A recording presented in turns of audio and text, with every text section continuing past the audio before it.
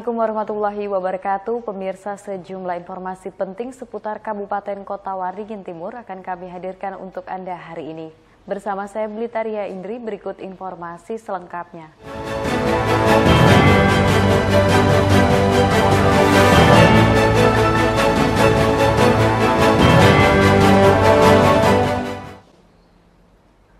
Pemirsa, mewakili Provinsi Kalimantan Tengah, Drum Band Kota Waringin Timur berhasil lolos babak kualifikasi Pekan Olahraga Nasional dengan menyabet 1 medali emas dan 2 perunggu. Drum Band Kalimantan Tengah akhirnya bisa melaju ke PON pada tahun 2024 mendatang. Perjuangan panjang Drum Band Kota Waringin Timur mewakili Kalimantan Tengah dalam ajang Pekan Olahraga Nasional akhirnya membuahkan hasil.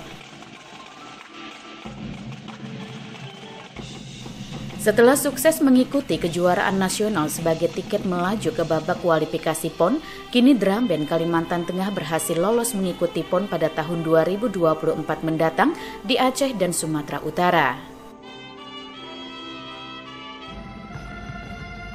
Dalam babak kualifikasi PON di Yogyakarta yang diikuti 12 provinsi belum lama ini, Drum Band binaan pemerintah Kota Waringin Timur bernama Drum Korps Handep Mentaya Praja atau DCHMP tersebut berhasil menduduki peringkat kelima dengan menyabet 1 medali emas dan 2 perunggu dari 12 mata lomba yang dipertandingkan. Kedatangan atlet Drum Band Kalimantan Tengah dengan membawa prestasi membanggakan tersebut disambut oleh Bupati Kota Waringin Timur Halikinur.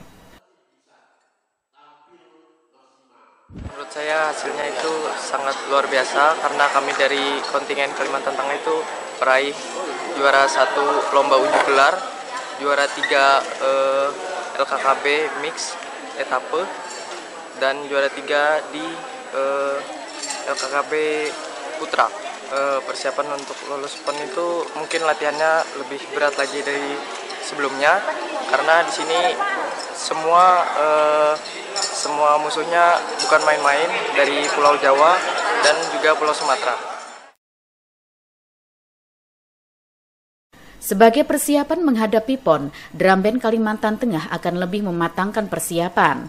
PON cabang olahraga Drum Band akan diikuti oleh 8 provinsi, 6 diantaranya merupakan peserta yang lolos babak kualifikasi. Sementara 2 lainnya adalah tuan rumah PON dari Aceh dan Sumatera.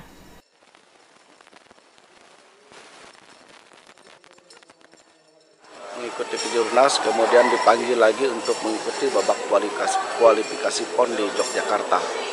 Yang mengikuti itu ada 12 provinsi se-Indonesia. Nah, kemudian kita mendapat peringkat yang kelima karena yang diambil 6 dari 12 itu namanya gugur.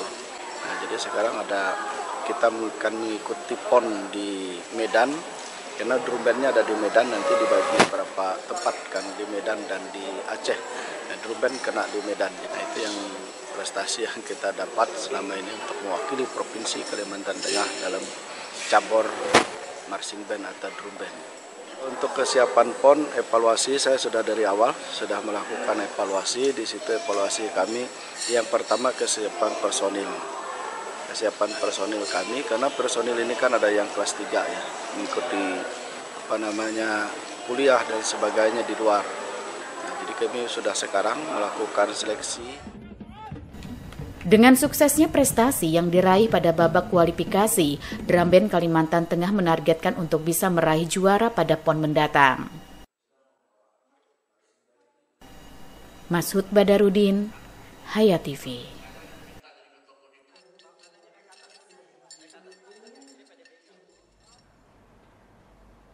Pendaftaran pegawai pemerintah dengan perjanjian kerja atau P3K Kabupaten Kota Waringin Timur resmi ditutup. Terdapat sebanyak 1.568 pelamar untuk formasi bidang pendidikan, kesehatan, dan teknis.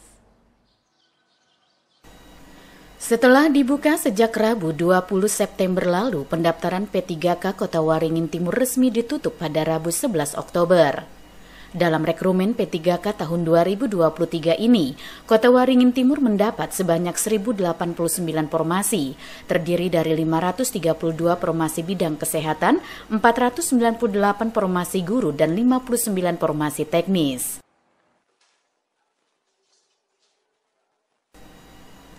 Pendaftaran P3K dibagi menjadi 2 kategori, yakni umum dan khusus. Kategori khusus diperuntukkan bagi tenaga kontrak daerah yang telah bekerja minimal 2 tahun berturut-turut.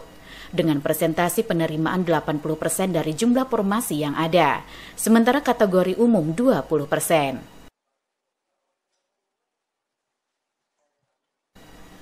Hingga ditutupnya masa pendaftaran P3K Kota Waringin Timur, terdapat sebanyak 1.568 pelamar yang telah mengajukan diri untuk menjadi aparatur sipil negara.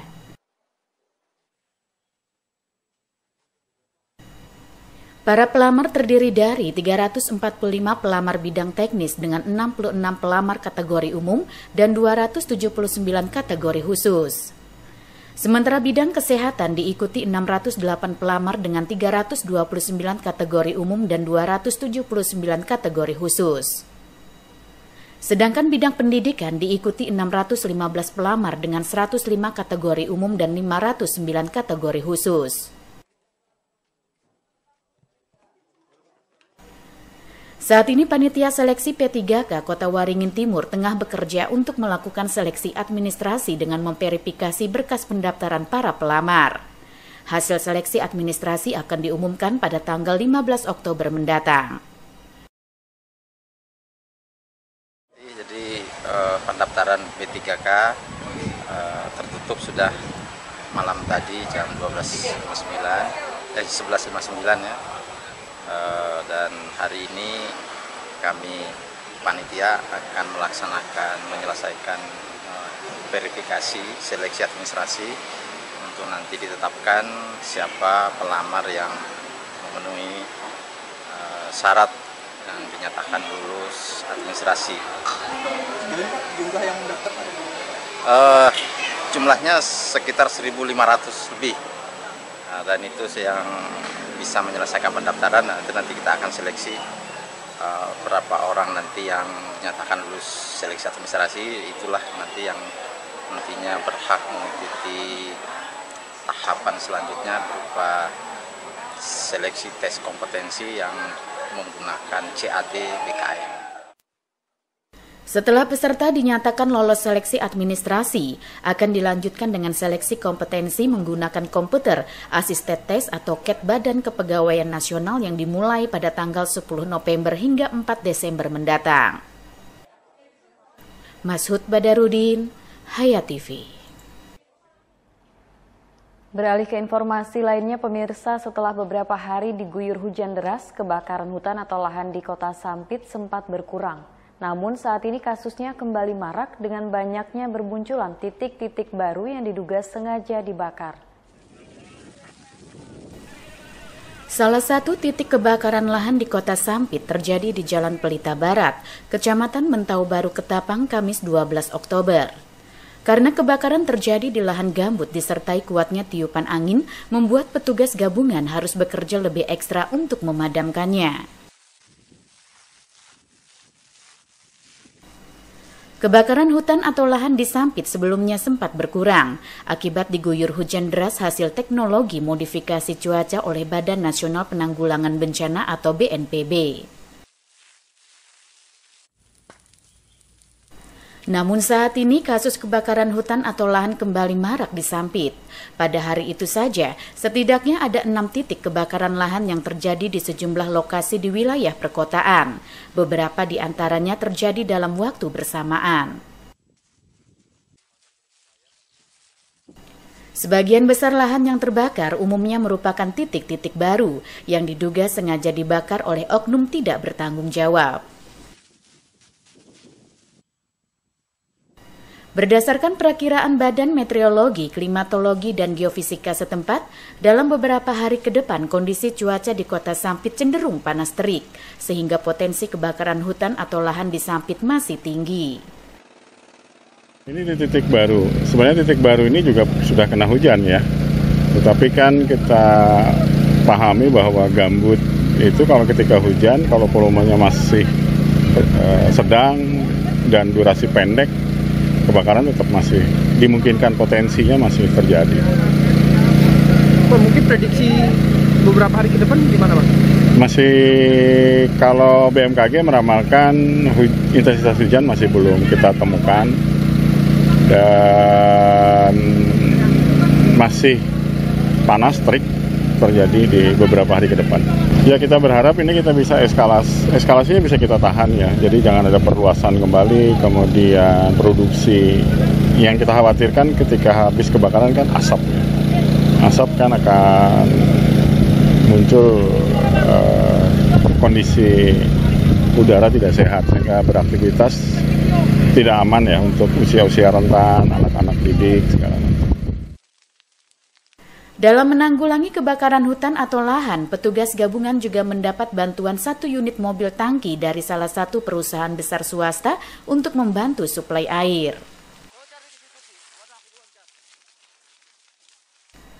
Saat ini Kota Waringin Timur masih berada pada status tanggap darurat bencana kebakaran hutan dan lahan. Status ini akan berakhir dan kembali dievaluasi pada tanggal 16 Oktober.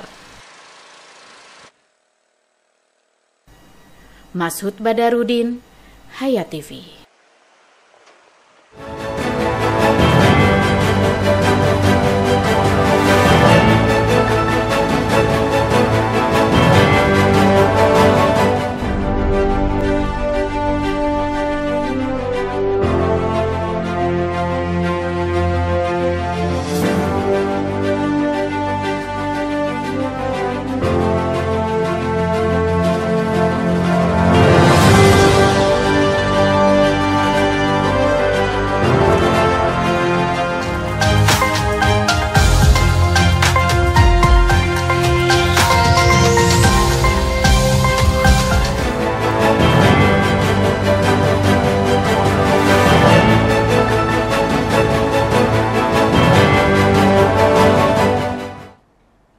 Diduga informasi bocor pada razia penambang emas ilegal yang dilakukan jajaran Kecamatan Mentaya Hulu, Kabupaten Kota Waringin Timur, tak satu pun pelaku yang berhasil ditangkap.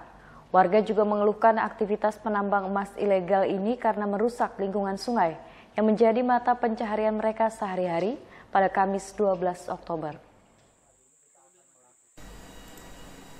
Menyikapi keluhan warga dan laporan dari perangkat desa Bangkal terkait maraknya aktivitas penambangan emas ilegal yang dinilai merusak lingkungan setempat, Camat Mentaya Hulu Okta Pahlepi memimpin langsung pengecekan ke lapangan. Untuk menuju lokasi penambangan emas ilegal yang berada di kawasan hutan belantara ini butuh waktu sekitar 3 jam dari Kota Sampit. Berikutnya harus dilanjutkan dengan berjalan kaki sejauh 1 kilometer. Setelah tiba di lokasi, kerusakan lingkungan yang diperkirakan seluas 20 hektar tampak di sana-sini akibat bekas galian tambang emas ilegal dengan kondisi lubang yang cukup besar. Tidak hanya itu, sedikitnya sebanyak 47 peralatan proses produksi ditemukan. Namun pengecekan lokasi ini diduga bocor sehingga tidak satu pun pelaku yang diamankan. Ya, setelah kita cek lapangan, kita menemukan memang banyak sekali mesin-mesin sedot, alat yang dipergunakan untuk melakukan tambang ilegal tersebut, dan jumlahnya sangat luar biasa. Dari hasil cek lapangan tadi jumlahnya sekitar 47 unit alat mesin sedot yang dipergunakan oleh para penambang ilegal tersebut. Ya, nanti hasil ini akan kami sampaikan kepada pihak berwajib yang bisa melakukan tindakan terhadap ini, khususnya teman-teman dari kepolisian, dan kita juga ada juga dari teman-teman kepolisian yang ikut kita di dalam giat ini, tapi hasil nanti kita sampaikan sebagai bahan laporan kita untuk minta ditindaklanjuti. Meskipun sebelumnya perangkat desa telah melaporkan sekaligus meminta dilakukan penindakan atas aktivitas ilegal penambangan emas ini, namun Kapospol Tangar, Aibtu Irianto berkilah untuk prosedur awal telah melakukan himbauan. Sayangnya saat tiba di lokasi, pelaku penambang tidak berada di tempat. Untuk itu, hasil temuan ini akan disampaikan kepada Kapolsek Mentaya Hulu untuk arahan selanjutnya. Pihak desa sudah melaporkan aktivitas ilegal ini, Pak. Namun sampai ini katanya belum ada respon ini, Pak. Kenapa ini, Pak? Jadi begini, Pak, bukan belum ada respon. Jadi kami melakukan cek TKP, cek lokasi ke sini mungkin untuk saat ini sampai sekarang mungkin kita udah 4 kali. Dan memang prosedur awal kita melakukan himbauan, Pak. Sementara kita himbau kepada seluruh masyarakat agar tidak melakukan penambangan ilegal. pada saat kita melakukan pengecekan itu selalu memang yang bersangkutan tidak ada di tempat, Pak. Jadi lokasi selalu kosong duluan. Jadi hasil dari temuan kita hari ini nanti kita laporkan ke Pak Kapolsek. Mungkin selanjutnya nanti diambil tindakan mungkin untuk penyitaan atau pengamanan barang bukti seperti itu, Pak. Maraknya aktivitas penambangan ilegal yang terjadi sekitar 3 bulan terakhir ini sangat dikeluhkan warga yang menyebabkan rusaknya lingkungan di Sungai Kawan Batu yang menjadi tempat satu-satunya mata pencaharian mereka sehari-hari. Pasalnya limbah berbahaya, salah satunya air raksa maupun pasir galian mengalir ke sungai sehingga tercemar dan menjadi dangkal. Apa yang ibu rasakan, ibu keluhkan dampak dari ilegal itu? Pertama-tama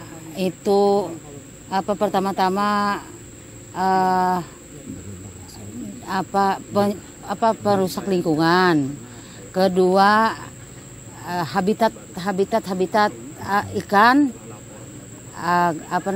habitat ikan merusak, air mengeruh, dan ada pendangkalan. Di setiap sungai ada putus-putus.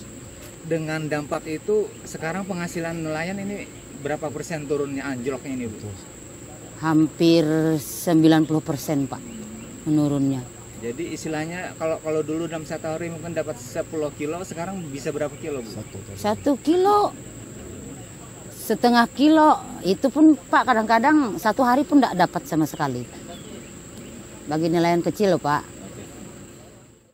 Dan harapan kami kepada pihak kepolisian khususnya supaya bisa ditindaklanjuti. Kami juga sudah beberapa kali menyampaikan ini. Kalau memang istilahnya tidak ditindaklanjuti, kepada siapa lagi kami mengadukan ini? Apa harus kami dengan tindakan kekerasan?